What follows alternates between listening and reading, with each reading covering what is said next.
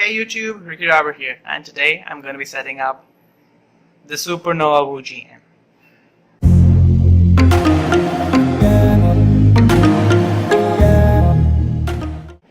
So there are actually three reasons I'm setting up this cube. One, it's dry, it's completely dry. Two, there is no other video out there that actually tells us how to set up a 7x7 except for one that JRCuber put 2 years ago. 2 years ago, that was a cubic AoFu, where I think most of the times you would use more of a pillowed 7x7 because I've seen videos of that time. And third is because I'm gonna get the Haze 7, and this is the first time that you can call me a spoiled child that I am not being able to get my hands on a pre-set up big cube. So what we'll be needing here is a high viscosity lube. So you can see I'm using the Speedcube Shop Weight 8. What we'll be needing next is a medium viscosity lube, which you can see here is I am using the Speedcube Shop Weight 6. Since I have really liked this lube, I have used it quite a lot many times, mostly on my 4x4s. And thirdly, we'll be needing a screwdriver. So I have this Moyu screwdriver that I got with my GTS 3, and I'll be making a video for that real soon, so do check that out.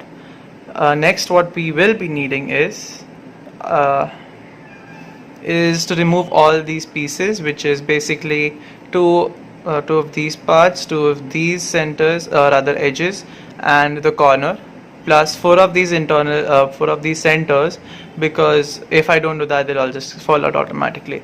So how we'll be starting is we'll be starting by, to begin with, we'll be setting up these internal pieces, rather external pieces, because they're all edges, because we want that to happen first, and then we'll be going out and doing the centers, basically the springs, and getting some lube into the core. So, and the third thing we'll be using this weight 6 once again is for the tracks. So we'll start by doing the corner, which is basically we'll be going in the reverse order of how we removed it, and the last thing that ever comes out is the corner, because it's really tough to remove. So for the corner, there are very few things that you have to do. Once I've lubed up all of the corner, you can see that we have a lot of lube around the stock, we have some around the traction, and we have quite a lot around just beyond the stock, so that we can reduce friction once the corner is back into the puzzle. So we'll be doing that, and similarly we'll be lubing up all the other edges. So the main importance is where there are two things that you want to see over here. One is where it runs around into the core, basically where it touches all the other pieces, so that we have reduced friction, and two is in the outer parts of the puzzle, so that friction is once again reduced.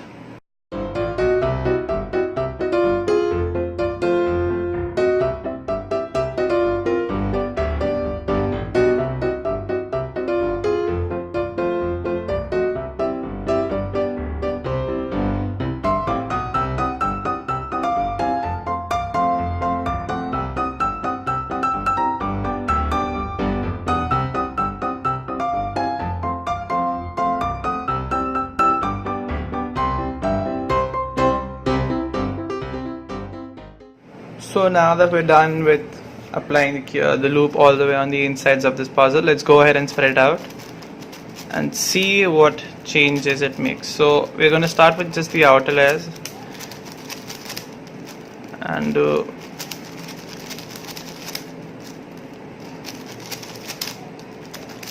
try to spread it out as much as possible, and just go ahead and scramble this up. That's the best way to actually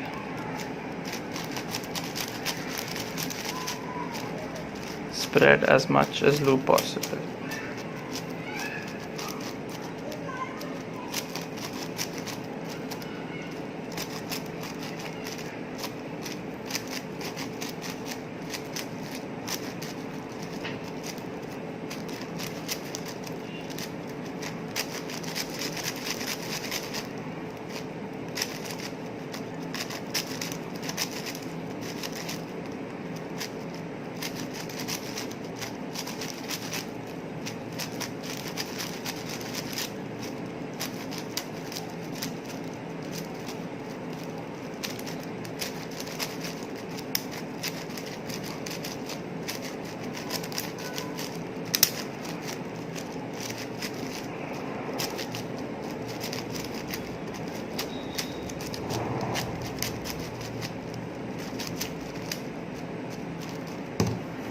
So just while I was scrambling this up, the feel of the cube changed completely, like enormously, actually quite drastically. I just cannot put it in words that easily right now. There are so many adjectives I can actually describe how the feel of this cube has changed, and it's brilliant. Like the way it's functioning right now is too good, because it was completely dry and it was not giving me this satisfactory feel, and now it is giving me quite a beautiful feel. So let's, before I go ahead and mess up the centers, I'm just gonna go ahead and finish this solve.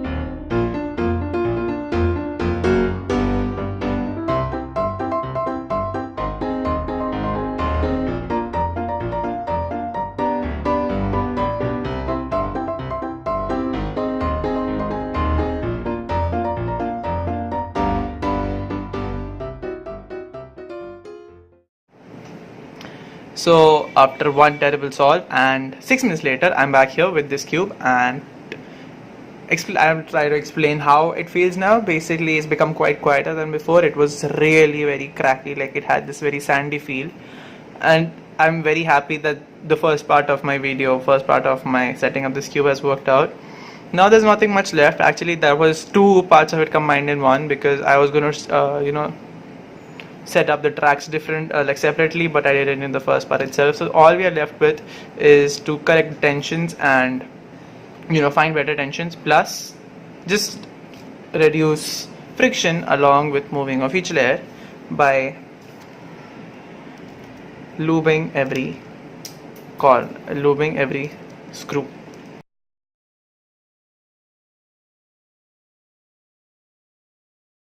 I guess it has its perks for having really dirty nails that I have right here, because that made removing all those screws quite easier. And if you notice, this was when I dropped this puzzle the first time, and I basically ended up interchanging the red and green piece, and that was I was really upset about that, so I had to go ahead and take out every single piece and then realign it and then all the stuff. So let's just get into doing the screws. So as you can see, they're set at quite deep tensions, and once I ended up lubing up the internals, I realized that this cube, after that lubing, is feeling a little too loose. So I'm gonna go ahead and tighten up, but first I'm gonna lube the centers, lube the screws, which is basically the core. And before I do that, you want to properly note down the tension, so that when you come back to it and you start your first turns, the cube just doesn't pop all the way through.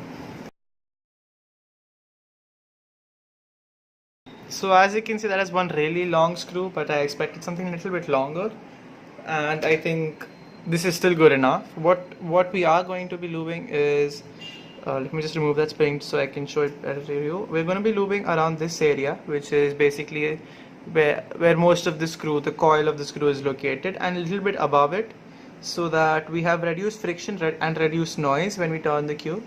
And let's just go ahead and start with that.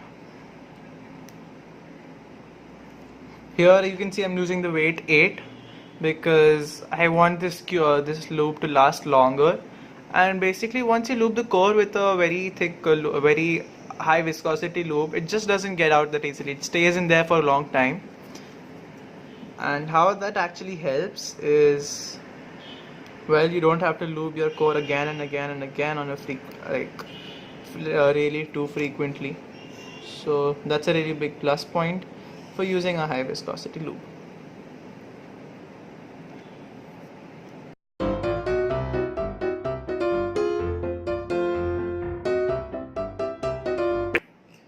To make sure I know which one of them I have lubed, I'm going to go ahead and put up the center cap back.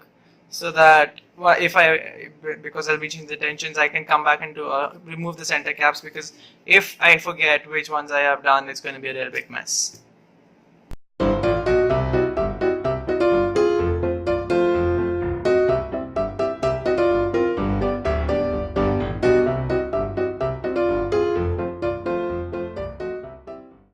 So I'm finally back with some help from my mom, because I am really bad at screwdrivers, and I've set up the core, but I haven't, fit it out.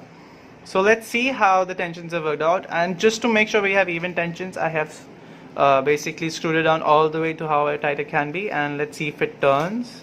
No, it doesn't, because it's way too tight. So let's go ahead and start with the tensions by removing the center caps, and I'll be finding some loose tensions where basically I feel guilty free to overshoot sometimes, but it shouldn't just pop out, because I hate pops. I really hate pops, especially on big cubes, because that takes quite a lot of time to put back in. So let's go ahead and do the tensions.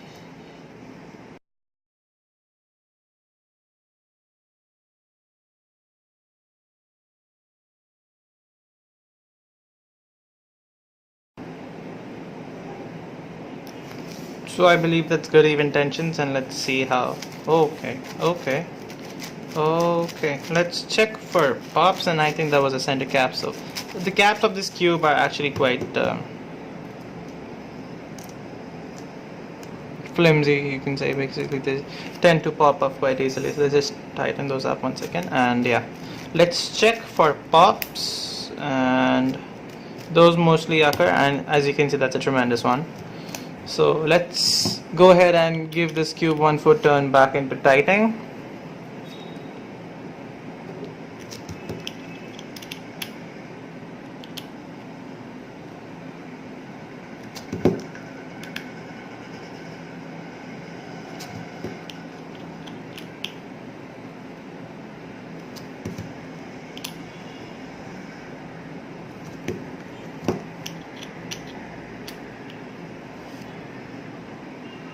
Yeah, so now that we have some more even tensions, let's just go ahead. Oh wow, okay, that's really awesome. That is awesome. That is legit. Okay, let's see if it pops. No, it doesn't, man. Now it's beautiful, though we have a little less corner cutting, if I'm not wrong. But who needs corner cutting on those big cubes? Like, you should have a bit more of an accuracy, shouldn't you? So let's go ahead and do a good solve on this, and I hope you enjoy that. I hope you're able to set up your 7x7 just as I did, because this was legit. So I believe the saviors of today's day were basically lubes, some screwdrivers, and of course monks. So actually this setup was really awesome. I had quite a lot of fun, but the best part about it was it didn't take much time, and I believe the time flew. I must have taken quite a lot of time, like somewhere around half an hour, because there were some hiccups in between, because there were people coming and going. And this was actually quite a lot of fun, because it was the first time I had tried this, and it was a success. Undoubtedly it was supposed to be a success, because I'd already tried it on various other cubes, but not on a single 7x7, neither on a 6x6. So this was my first hand at it, and I believe if I'm able to use the same procedure on the 7x7, on the Haze 7, I'll have a really good outcome. So I hope you enjoyed this video, and be sure to check out the end of this good solve that I had in my first average of 5 with this cube, and happy cubing!